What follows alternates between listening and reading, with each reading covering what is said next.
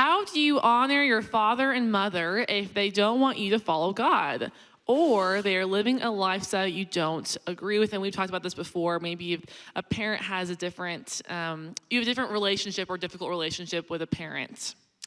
Yeah, that's a really good question. How do you honor your mother and father? And some of this depends on whether you're still in the home with your mother and father or you've moved out already. So I'll say if you're an adult child, you do need to honor your mother and father for a lifetime, but you do not need to obey your mother and father for a lifetime. Does that make sense? So there will be things that your parents say, hey, this is my advice, this is the direction you should be on. Once you're outside of your parents' house, not just physically, but economically, those ties get broken, and you really have to be responsible for making your own decisions for yourself. Lean into your parents for wisdom, but if they're telling you to do things that are ungodly, unethical, unbiblical, then you're not bound to honor them by obeying them.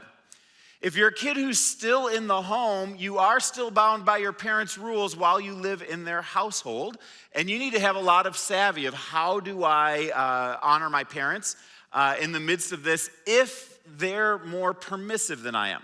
Now, I find that most parents who are unbiblical parents, who say, I would affirm a lifestyle that's different than what you're choosing as a Christian, are more permissive, but they don't force you to do things that are immoral while you're in their house. It's a very rare parent that would ask you to do those things.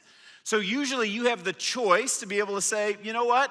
Thanks that you give me permission and freedom to do those things. I'm just not going to choose to do them. And while you live in your parents' house, that's just great. Once you're outside of your parents' house, you need to honor your parents, speak well of them, keep a relationship with them, show up from time to time, but you do not need to obey them anymore after that point. Did I answer it well?